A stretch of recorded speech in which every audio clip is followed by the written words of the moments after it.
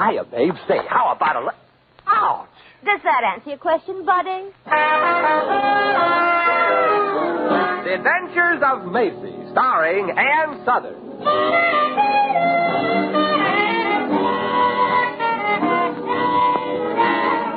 You all remember Metro-Goldwyn-Mayer's famous Maisie pictures. In just a moment, you'll hear Maisie in radio, starring the same glamorous star you all went to see and loved on the screen, Ann Sothern. And now here's Ann Sothern as Maisie. Yep, I'm Maisie, like the fella said, Maisie Revere. I'm a showgirl, but after years in the business, this gal has very little to show for it. I haven't been broke all my life, but that's probably because I haven't lived all my life yet. The last job I had was working as a waitress at a racetrack. You know, one of those places where windows clean people. And I quit after a couple of weeks because none of the men customers could make up their minds what they wanted until they saw me. Well, when you're broke, there's only one thing a girl can do, so I did it. Went to a hop shop with what I laughingly call my valuables. Yes, miss? And what can I do for you? Well, good morning. I have some valuable heirlooms that have been in my family for years, mister, and I'd like to borrow a little money on them. Well, you've come to the right place, miss. I'll give you as little as the next man. Well, you see, I need the money bad, mister, and you look like a kind man. Well, that goes to show how deceptive looks can be. What have you got? Well, it hurts me. It hurts me deeply, mister, to have to part with this priceless old family heirloom. Oh, dear. This cuckoo clock that was left me by my millionaire grandfather. To part with it for a measly, insignificant $2. Miss, do I resemble an imbecile? No, but I can dream, can't I? Okay, $1 and no questions asked. A quarter? If you don't mind, miss, I've got work to do here. Well, okay, forget the clock. You're forcing me to part with my most valuable possession. This genuine pearl necklace. I'll sacrifice it for It is pretty. $6. Let me look at it with my glasses. $3. Seem to have misplaced my glasses. $6. Oh, here they are. $2. Give me $1 and you got a deal. Sorry, and now if you'll excuse me, miss, I've got some work to do in the back room. Okay, mister. I'll take my stuff to some other pawnbroker, some kind, good-hearted man who don't see so good. Good afternoon. What's so good about it? I'd like to see the owner of this shop, please. The owner? I'd like to buy a gun. A gun? Mm-hmm. What for? That's my business. You're a hold-up man? Please, miss, I am in no mood to answer questions. I like to buy a revolver. Say, I think I recognize you. You're Professor Anthony Davis, aren't you? Oh, now, please, Your miss, picture was in the paper last month for a couple of days in a row on the front page yet. For stealing something, wasn't it? Well. It's nice to know that we notorious criminals are not forgotten by our public so soon after our publicity dies. I remember the case because you were arrested for stealing a silly little thing like a love letter. Miss, it happens to be a very expensive letter written by Napoleon to Madame du Barry. It was worth $10,000. Wow, worth 10 G's. Sure must have been a real hot letter. Well, Professor, what do you want the gun for? To steal some more letters? Miss, this may be a shock to you, but I didn't steal that letter. Well, the paper said you did. Gosh, the story was on the front page for a whole week. And then it suddenly stopped. No, it didn't. The next day they printed the story of my being released because of lack of evidence. Oh, well, I didn't see that. Hardly anybody did. It was on page 12, a little squib under household hints that read, quote, Professor Anthony Davis, custodian of the rare letters and books collection of the University Library, was released today when the evidence of his stealing a valuable old letter from Napoleon to du Barry was found to be insufficient. Unquote. Well, look, Professor, it's none of my business. Exactly. Now, if you don't mind, show me some revolvers, please. Oh, but you mustn't kill yourself. It's just very unhealthy. Besides, you can't live without your life. I can't live without a job, too. Oh, you mean you were fired from your job? Yes. The president of the university was sorry, very sorry. He knew I was innocent, said he, patting me warmly on the back. But after all, old chap, you know how trustees of a college think, and the public at large too bad publicity reflects on the school. Oh, but there are other jobs in other colleges. Being a custodian of old letters, that's important work. I think. Oh, it's no use, miss. I've tried to get located someplace else, but I'm still guilty according to the headlines. And unfortunately, headlines are what people remember. And like the president says, insufficient evidence does leave a doubt of my guilt. Oh, but that's silly. All you have to do is go to the newspapers and insist they give the story of your innocence the same headline play they gave the account of your arrest. Miss, I've been to the papers. And? How much is that pistol in the showcase? No soap. Not even a bubble. Seems like guilty, I'm entitled to 3-inch headlines. Innocent, I only rate page 12. Oh, but you can't do this. If you kill yourself, people will really think you're guilty.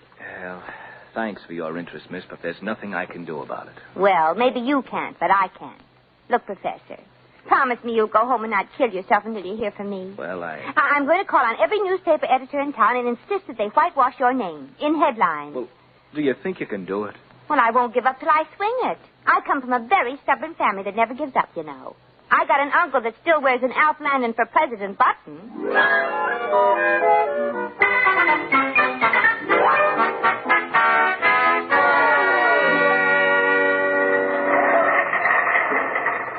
I'm sorry, Miss Revere. There's nothing I can do about this Davis affair. A likely story. You're the editor, aren't you? Yeah, only of the birth column. I take care of people who are born. Well, then give Professor a break. He was born.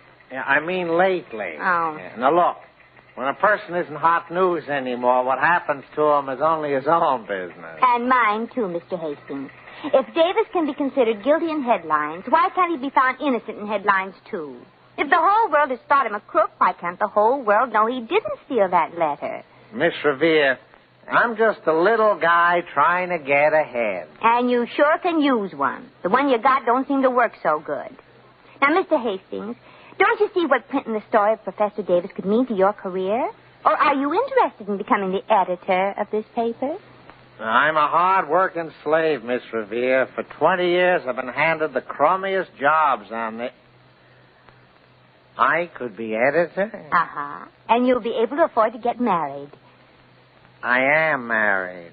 There's a picture of my wife on the desk. Oh. Well, then you'll be able to afford a divorce. Just think. You'll be a hero. Yeah. You'll save the life of a man who was tried by headlines. Yeah, divorce. An innocent man who wants the world to know about it. Just think what that will mean. Yeah. For 12 years I've been married to that nag. Professor Davis's story deserves headlines, Mr. Hastings. And only a brave man like you can take things in your own hands and right a terrible wrong. I'll do it. For Davis' sake, of course. Oh, of course. Now, here's how we'll swing it. You get a cameraman. We'll rush down to Professor's place and take pictures of the chief of police apologizing to Davis for the false arrest and giving him a clean bill of health. Yeah, that'll be good for front page spread. Oh, sure. Even the editor will realize that. Yeah, but how are you going to do it? Get the police chief down there and make him apologize to Davis? Oh, it's easy, Mr. Hastings. The chief is ambitious, too. You don't want to be kicked around by the police commissioner anymore. He'd like to be the commissioner himself. Are you sure? Uh-huh, and I'm going down to his office right now and talk him into it. I'll meet you in front of Professor Davis's apartment in an hour.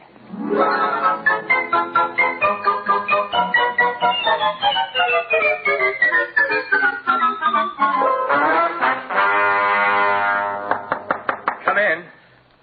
Oh, any luck, Maisie? Oh, I'm sorry, sir. I was expecting a girl. Oh? Well, then I won't take up much of your time. Well, it's nothing like that at all. Too bad, Professor. There's much more to life than old love letters. So much more. Oh, I don't think I know you, mister. It's true. You haven't had that pleasure yet, Professor. Here, perhaps this will serve to introduce us. Oh? Well, this letter. It's the one that was stolen from the library. The one from Napoleon to Dewberry. Oh, then you do recognize it, Professor. You are an expert at your work. Where did you get it? I stole it. From the library? Well, don't be so amazed, Professor. I'm an expert at my work, too. What do you intend doing with that phone, Professor? Call the police, naturally. Before we've had our little business chat? Huh. Isn't that rather rude, Professor? Business chat? When you handed me this letter, mister, all our business was finished. On the contrary, it just commenced. And it could be a very flourishing enterprise, partner. Partner? In the firm of Mallory and Davis, valuable letters stolen to order. It sounds rather impressive, doesn't it, Professor? Now, look, I won't go for anything like that. Very well, then. Davis and Mallory. See, I'm giving you top billing. Are you out of your mind? I'm no thief. True. But I have faith that you have the makings of becoming a good one, Professor. Under my tutelage, of course. Well, I'm terribly sorry, old chum. I like my job at the university library. Yes, but you don't have it anymore, Professor. Remember? Yes, but I will again. This letter will get it back for me. Probably. But only if you explain how it happened to fall into your hands. Oh, that's simple. When the police get here, you'll be I'll here. be gone, and so will the letter. I'm not particularly partial to prisons, Professor. They cater to such an inferior class of people. You'll be here, all right. Will I? Oh, a gun. Is it, loaded? Yes, quite. And I assure you it could be made to look like suicide, Professor. Quite easily. And, why should I want to commit suicide? Their conscience, Professor. Well, I'm sorry, Mr. Mallory, but it's no deal. I'm an honest man, regardless of the bad shake I got. Do forgive me. Oh, certainly, old chap. And I'll just... Professor, it's me. Are you decent? A little too decent. That's the trouble. Tell her to go away, Professor. I have an aversion to killing women. They're so useless that way. I'm from the press, Professor. We're going to give you a big break in the paper. With pictures, Professor, of the chief of police saying he's sorry on bended knee, huh, Chief? Yeah, only on one knee, Miss Revere. I'm not that sorry. Well, the cops. You'll forgive me if I run off like this, Professor. No, don't show me to the fire escape. I'll let myself out. Goodbye, Professor. Congratulations on becoming a free man again, and a poor one. Well, what kept you, Professor? Quick. Professor Davis, I wish to take this occasion to make a public apology Oh, to not you. yet, Chiefy. Down on your knees first, you remember? Out the window. No, it's better to post it in here. Better light, huh, Joe? Yeah, Professor, hold that letter out, will you? But you don't understand. Oh, I think that's a great idea. We'll pretend that the letter in your hand is the one that you didn't steal. But it is. I mean, I can't explain. Say, it is the Napoleon letter, and you got to explain. Yeah, you better, Professor. Now, look, there is no time to stand around and gab. I've got the proof. So have we. This is a scoop, Chief. Caught red-handed with the evidence. Shoot it, Joe. Yeah, Professor, this time we've got you. But this is a mistake. Well, it sure is, Professor, and I'm the one that made it. Take him away, Chief. Come on, Professor. Well, looks like I may get to be commissioner yet. In a nice way. But you can't. You mustn't. That damn... Maisie, you've got to do something. Please. I will, Professor. I'll use my influence with the warden and have him give you a nice, low number.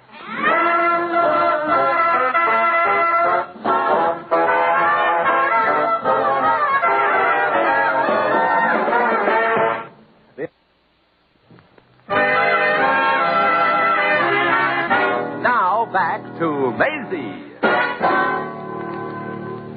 And that's what happened. You've got to believe me. I know it sounds impossible. You're right.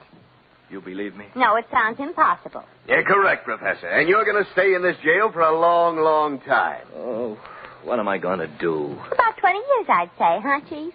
But I can't spend 20 years in jail. Well, all we ask is that you try, Professor. Oh, I've got to get out to find Mallory. He's the real crook. You want to know something, Chief? This yarn sounds almost fantastic enough to believe. Oh, it's ridiculous, the whole story. Well, you don't believe me. Nobody believes me. I do, Professor. You do? Why? I've got a sixth sense. It's too bad you ain't got the other five. Well, it's worth a try anyway. Now, Professor, you say this Mallory wanted you to put the finger on valuable letters and books so he could heist the joint? Heist the joint? You swipe the swag, knock off the loot. Swag. Well, what's the matter, Professor? Don't you understand English? Well, I thought I did. Let's see. Mallory is in this racket on a full-scale operation. Mm-hmm. With him in circulation, anybody with valuable old letters and first editions was vulnerable. Well, I got an idea how to trap him.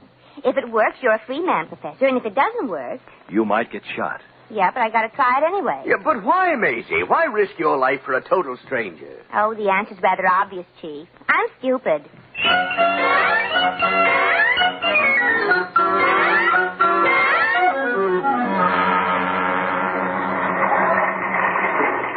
I won't won't do it, Maisie. I absolutely refuse to do Well, it. why not, Mr. Hastings? I don't want your blood on my hands. Well, neither do I. I happen to like my blood just where it is. And I promise when I get the goods on Mallory, you'll get the scoop. But suppose Mallory, if there is a Mallory, gets wise too soon. Well, then you have another scoop in the obituary column. I can't do it. Look, I didn't steer you wrong yet, did I? Catching Professor Davis with his hand...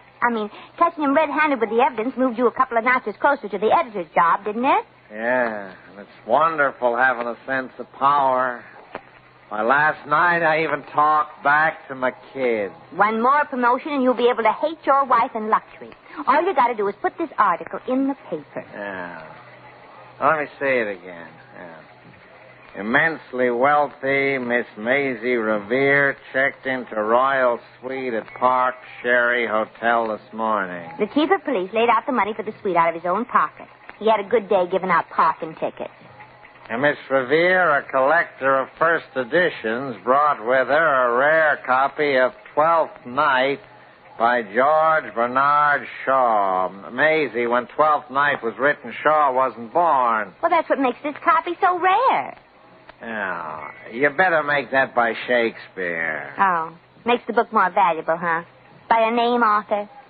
Yeah. Okay, I'll print it in the afternoon edition. Well, that should make Mallory come a-stealing for it tonight. If he's what the professor says he's cracked to be. Now, frankly, I think it's the professor that's crooked. Okay, Maisie. Oh, here. What's this? A rabbit's foot. Keep it. Yeah, but it's supposed to be lucky. Well, it wasn't very lucky for the rabbit. I got to meet the police chief now at my suite and make final arrangements.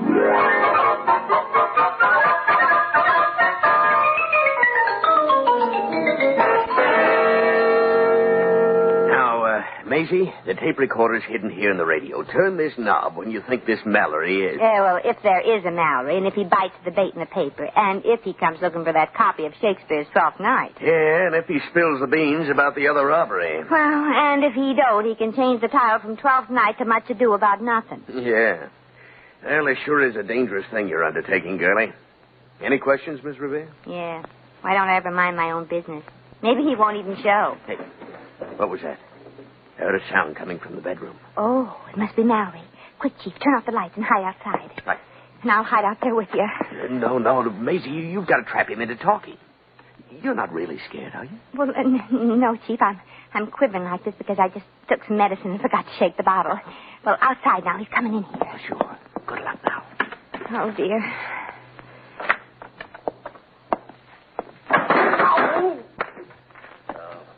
Sure is dark in here.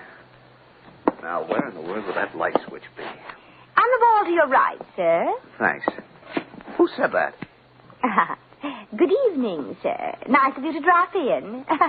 Here, let me take your hat, gloves, and burglar kit. No, thanks. I don't think I'll be staying. You expected me? Oh, well, hardly so soon. The papers with the account of my arrival with that rare book barely got out in the streets, Mr. Mallory. No. Oh, you know me? Oh, well, purely by reputation. According to what I hear, you're the cleverest purloiner of rare books and letters in the country. Oh, you're too kind, madame. And now, if you don't mind, that copy of Twelfth Night, please. I'm in a bit of a hurry. I'm double parked outside, you see. But I'm dreadfully sorry to have to put you through all this trouble, Mr. Mallory, but there is no book. Oh? But that article in the paper. Well, I had it inserted. You see, I'm rather clever myself. You'll pardon me, madame, if I seem a bit nosy, but you are Miss Revere, Maisie Revere? Alias Vera the Vamp, alias Gertie the Goner. I hope this won't hurt your feelings, madame, but I don't believe I've ever heard of you. Oh, well, that's because I'm just small fry in the racket, Mr. Mallory. I've never stolen rare letters yet, just rare postcards. You see, I'm just a beginner. Oh, and that notice in the papers. Oh, merely a brilliant method to meet you, Mr. Mallory. You see, I don't intend to be small fry very long. You knew I'd come for that book, the book that isn't here. Mm-hmm. I'm sorry the book isn't here, but I am, Mr. Mallory.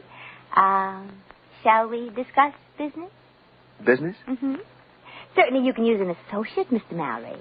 A woman who's smart enough to get to meet you, professionally. Now, I must admit that your method to get me here was a stroke of genius. You but... think I'm gorgeous, exciting, glamorous, and can captivate men by my sheer beauty? Yes. Oh, Mr. Mallory, you do pay the nicest compliment. Well, frankly, I never thought of working with a woman. Why, it's my turn to be surprised, sir.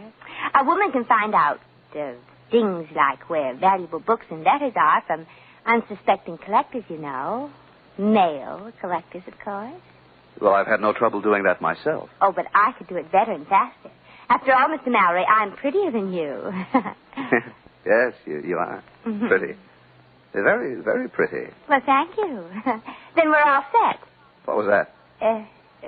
What was what, partner? That sound. Oh, well, that was my heart skipping a beat, Mr. Mallory. You're quite handsome, you know. Oh, madame, you'd say so even if you didn't think it. And you'd think it even if I didn't say it. Oh, you are beautiful. Very, very. And exciting. Madame, je t'adore, je t'adore. Oh, silly boy, the door is shut. That's French. Je t'adore, ma chérie. Je l'étoile. Oh, please, Mr. Mallory, ask me that in English. I'm afraid I might be saying yes to the wrong question. Well, that's French for, can you love me a little? Can you please? Oh, Mr. Mallory, you do make up beautiful things to say. Well, I must confess, beautiful, that I didn't make it up. I got it from Napoleon. You did? My. Mr. Mallory, you must be older than you look. Darling, I mean that Napoleon said that to Madame Dubarry, and now, how about that kiss? How do you know? I read it in the letter, and now... Oh, you opened your letters, huh? Well, that isn't nice, Mr. Mallory. Dubarry wouldn't like that. Madame Dubarry isn't living, and now, please, with Napoleon in love with her? Well, I'd call that living. Look, they're both dead. Those words I read in the letter. Now, for goodness sakes, I'm a patient man, but this is... Oh, the kiss. Well, it's certainly handsome. At last. After you tell me more stuff in French. I love to be made love to in that language. It's so romantic. I don't have the letter anymore. Professor Davis has it. Now the kiss. He stole it from you? Why, he should be arrested. He didn't steal it. I stole it, but the police blamed it on him. Oh, you're so very clever, Mr. Mallory. Very clever. Yeah, clever, sure. Now, the kiss. Am I going to get it?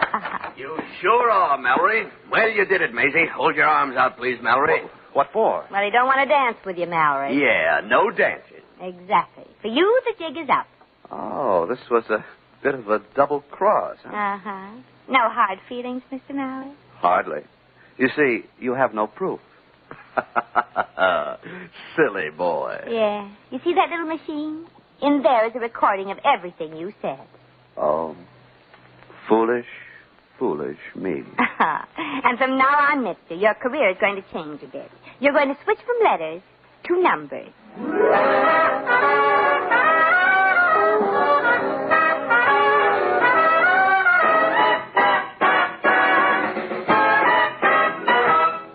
In just a moment, we shall return to the Adventures of Maisie.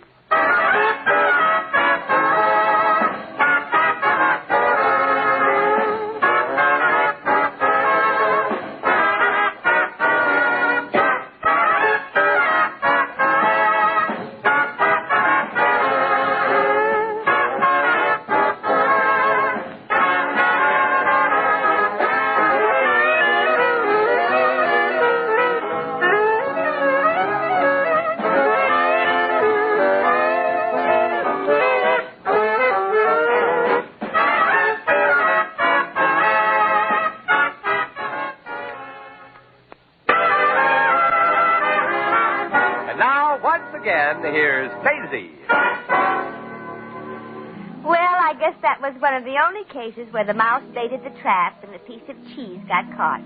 By the time Mr. Mallory gets out of jail, he'll be older than Jack Benny says he isn't.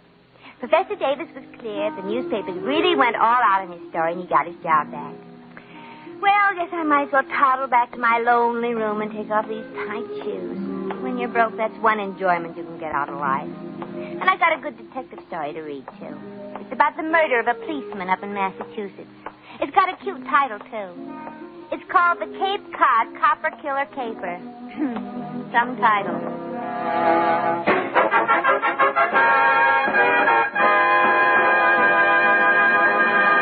You have just heard The Adventures of Maisie, starring Ann Sothern.